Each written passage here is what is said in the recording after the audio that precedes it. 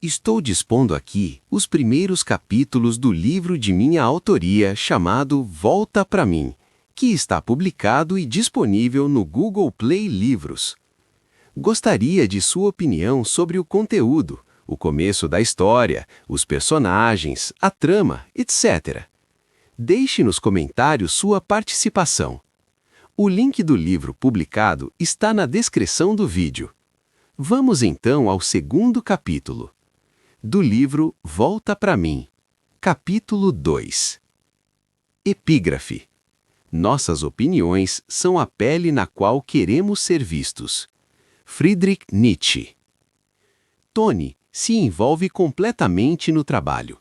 Pesquisa dados, monta esquemas de organização, busca informações a respeito de estratégias de funcionamento, colabora com todos. É simpática e cultiva muitas amizades. A maioria gosta muito dela. Tony, envolvida no trabalho, quase se esquece ser de outro país. Tão entrosada se encontra naquele momento. Só seu modo engraçado de falar denuncia sua estrangeirice. Meses de tranquilidade e sossego se passam. Dá até vontade de que aquilo nunca acabe, tanto para Tony quanto para Jean, por motivos completamente diferentes para cada um.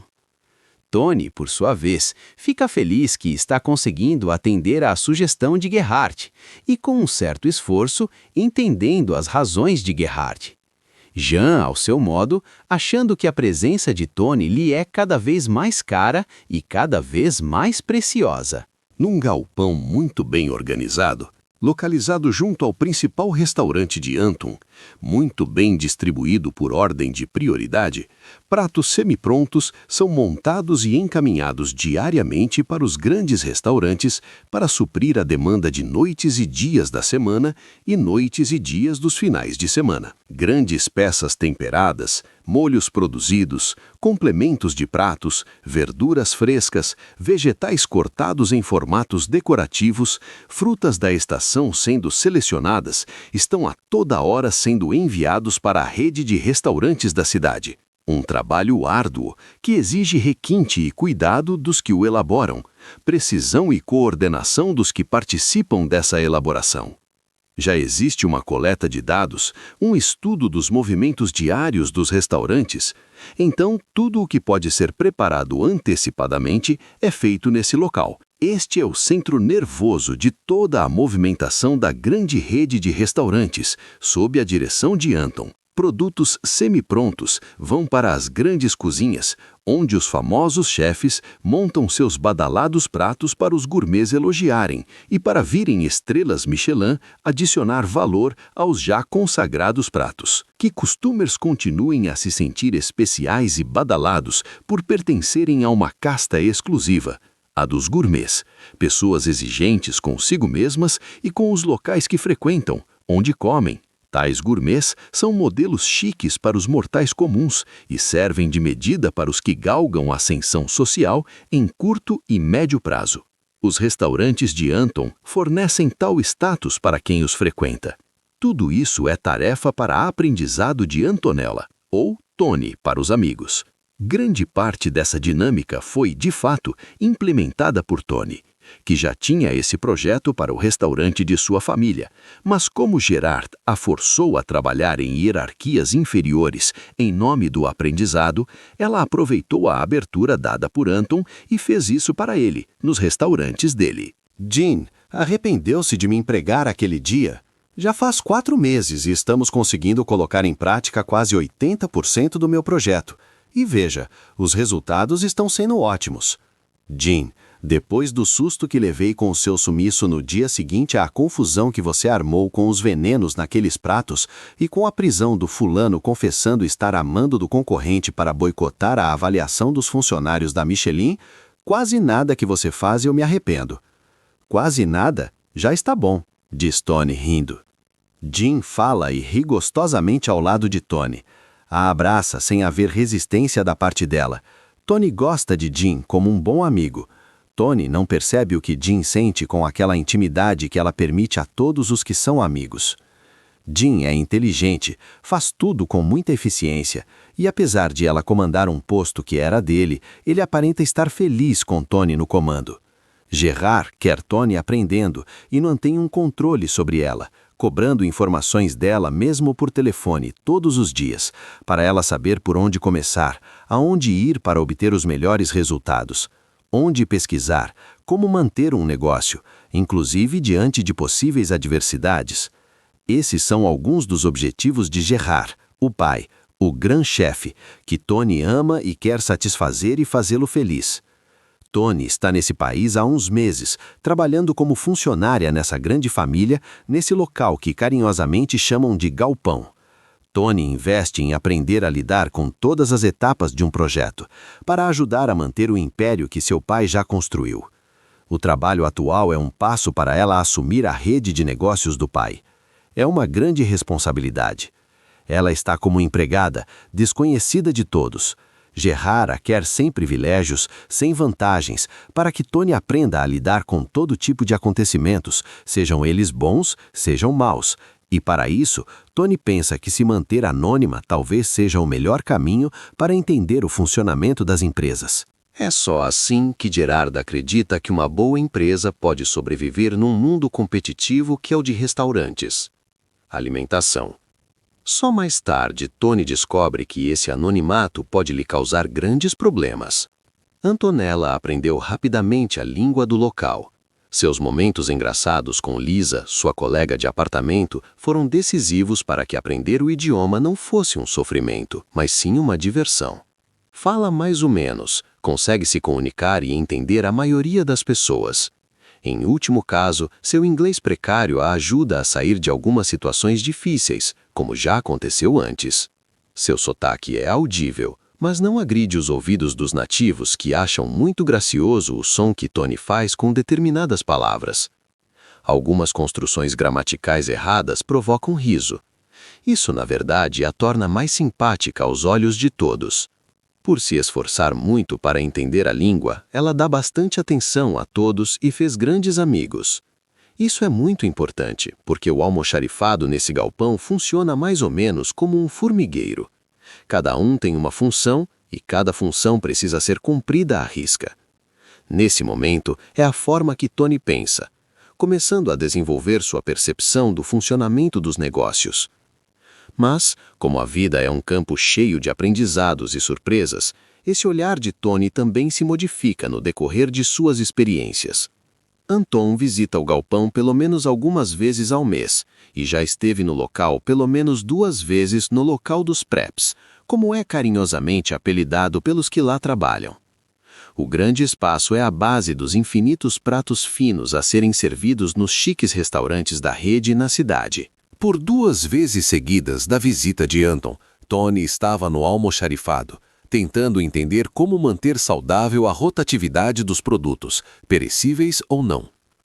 Muitas ideias explodiam na sua cabeça, com uma grande frequência, mas elas ainda precisavam ser organizadas, melhoradas para serem implementadas. Testes de praticidade da teoria aplicada à prática precisavam ser, pelo menos, tentados. Uma grande agitação acontece naquela manhã quando Anton visita novamente o local de base de seus restaurantes. Ele tem ouvido falarem a respeito das propostas feitas pela nova funcionária e por isso resolveu observar com mais vagar e mais atenção sobre as pretensas mudanças. O almoxarifado dessa vez será alvo de Anton. Tony, naquele imenso armazém, entre produtos perecíveis, freezers, geladeiras e armários climatizados, se envolve cada vez mais a estudar sobre os fornecedores, sobre alternativas ao que já existe, sobre tempo de novos pedidos, quem é encarregado das compras, com que frequência elas ocorrem, de quanto é a perda de produtos, se há estudo e estimativa sobre esses dados, etc., etc. Enfim, dados e mais dados que em determinado momento enlouquecem quem está tentando administrar, se não houver um mínimo de organização. Um almoxarifado bem organizado é uma chave mestra e a alma para o funcionamento dinâmico e sem problemas, ou pelo menos, com poucos problemas, do resto da linha de produção. Milos, por que estão saindo produtos daqui e voltando? O que está acontecendo? Não sei, Tony. Quem faz as requisições e controla o que sai na agenda diária é Laura. Precisamos falar com ela. Acho que está havendo perda aqui. Isso não deveria acontecer. O que volta nem sempre pode ser reaproveitado, especialmente se tiver sido descongelado. E Tony segue, checando cada canto, levantando dados, andando pelo imenso almoxarifado quando... De repente, um homem barbado, muito alto, com uma aparência forte, presença marcante, olhos escuros e incisivos, espia pelo outro lado da prateleira onde se encontra Tony. Tony se assusta, afasta-se e solta um som alto de exclamação. Milos corre até ela e ri quando percebe o que aconteceu. "Quem é você?" pergunta Tony para o estranho. "Anton", responde ele. Nossa, não precisava chegar tão silencioso. Assusta todo mundo assim. Anton resmunga algo e sai de perto, deixando Tony ainda mais estranhada com aquela atitude de pouco caso. "Idiota", resmunga Tony. "Fale baixo", diz Milos. "Ele é o chefe." "Grande coisa. Precisa ser tão tonto." Anton volta. Sinaliza que ouviu Tony. Encara-a e Tony afasta-se um pouco, parecendo estar envergonhada. Embrenha-se pelas prateleiras, tentando esconder-se e se livrar daquele olhar penetrante que sentira com Anton encarando-a. Fica corada e desvia o olhar o quanto pode da direção que viu o estranho tomar. Mas Anton a alcança.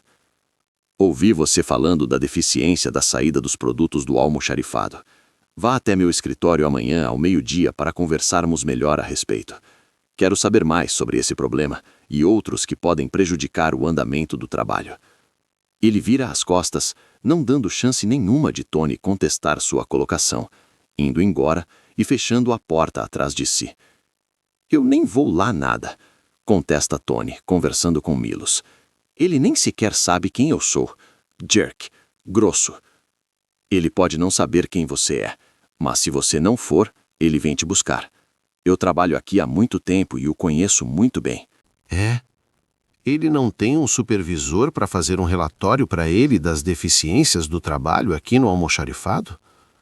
Que raio de empresário é esse que não estabelece hierarquia entre os funcionários?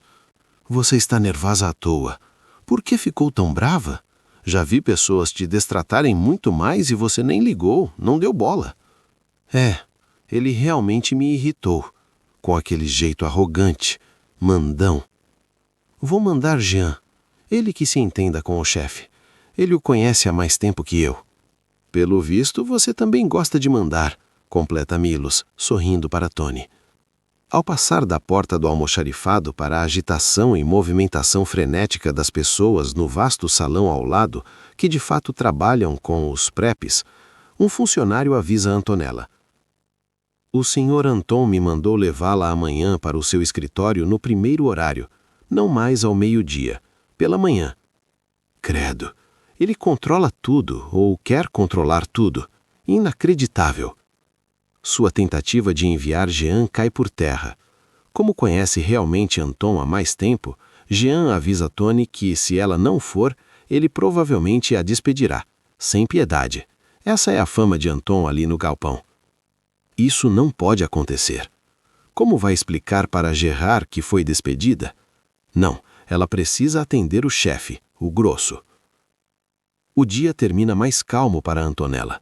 Sua única preocupação é anotar algumas deficiências que ela nota no almoxarifado e, lógico, perguntar quem é o superior dela naquele caso. Não obtém resposta para essa pergunta, porque não há superior a ela. Aos poucos, trabalhando lá há uns meses, foi deixado a ela o comando do setor, sem que ela ao menos tenha percebido. As pessoas a elegeram de forma unânime quando viram o seu trabalho e a melhora nas relações da empresa com fornecedores e até mesmo com os chefes que encomendavam os preps. Nem mesmo Anton havia notado, mas Antonella tinha lhe chamado muito a atenção. Ele se lembrou, no entanto, que ela havia salvo o restaurante de uma vergonha no dia em que pensaram que havia um inspetor da Michelin esperando para ser servido no salão. Ele não admitia admirar e ser envolvido por outra pessoa, sentir-se devedor, Por isso, passou uma borracha na imagem mental que fez dela assim que saiu do local, mas garantiu uma forma de vê-la novamente. Isso lhe custaria muita dor de cabeça, mais do que ele imaginou. Ele se apegou ao fato de a garota lhe dar a ideia de que sabia o que falava quando comentou da saída de produtos do almoxarifado, e por isso era urgente para ele falar com ela novamente. Mas tudo somente no dia seguinte. Hoje, Antonella vai para seu apartamento no centro da cidade, procura algo na TV para se distrair e aprender um pouco mais da língua local, mas se pega com lembranças de um passado bem recente. Tony lembra-se do que recebeu de Chile antes de se separarem. Concorda com ele. As palavras de Chile escritas naquele guardanapo, no último dia em que estiveram juntos em um restaurante, voltam à sua mente, como uma pedra que martela impiedosamente a alma daqueles que querem negar suas emoções, seus sentimentos. A atração, a possível paixão que promove a perda de controle do ser que se apaixona para o ser amado, inventa subterfúgios para não admitir o que considera fraqueza, coloca nomes estranhos e faz exigências bobas. Enquanto o ser potencialmente amado não percebe o jogo ou não corresponde ao sentimento do primeiro, vai se criando uma situação de aproximação e afastamento entre os dois, o que causa grande confusão e atrito entre as partes. Alguns resultados dessas inseguranças pessoais são trágicos: separações, brigas, mágoas, ofensas. Mas se as pessoas percebem e lutam para entender esses movimentos emocionais com algum esforço, as coisas começam a dar certo, de uma forma bem variável, mas a tendência é que o esforço atinja corações e revolva paixões. Puf! Chile, que mais parecia um viking naquele cabelo ruivo, barba e coração, acaba naquele momento o relacionamento que tinham por causa de Dreads, o atual amor de Chile. Tony encerra aí seu pensamento a respeito das nuances de sua vida. Lisa chegou. A colega de quarto chega barulhenta, com o namorado arrancando-a dos devaneios sobre uma vivência anterior, embora recente. Antonella vai para seu quarto e se esforça por dirigir seus pensamentos para as atividades que tem feito até agora e se preocupar com o que falará com Anton no dia seguinte. Preencher suas horas de folga com novos planejamentos para o trabalho evita que ela pense em mazelas já ocorridas em sua vida. E nos planos de trabalho é que ela se aplica com afinco. Aquele fulano meio assustador e chato que a perturbou na parte da manhã pode ser outro assunto a ser investigado. Ele é o chefe, o dono do negócio? Bem, seria bom então se Antonella conseguisse conversar com ele civilizadamente, mas sem se deixar conhecer. Ela sabe que seu pai é conhecido no mundo inteiro pelos restaurantes que possui, mas se ela se revelar, não poderá mais trabalhar com Anton, terá que deixar a empresa. Jared, o babo, papai, não vai ficar feliz se souber que ela se atrapalhou dessa forma, sabendo que conhecer Anton é uma grande oportunidade para aprender, para assumir os negócios como o pai quer, e se Anton souber quem ela realmente é, não vai mais tratá-la como funcionária. Antonella precisa ter sucesso nesse contato, precisa ser educada e civilizada, embora Anton seja grosso, segundo o que ela pôde testemunhar. Lisa e Felipe estão felizes e barulhentos no quarto ao lado, e Antonella tem dificuldade para conciliar o sono devido à movimentação do casal e à preocupação do dia seguinte. Preciso comprar aqueles protetores de espuma para o ouvido, ou deixar meu celular ligado em algum site de música. Pensa ela enquanto tenta se desligar do barulho do casal. Mas finalmente consegue dormir. Realmente dorme.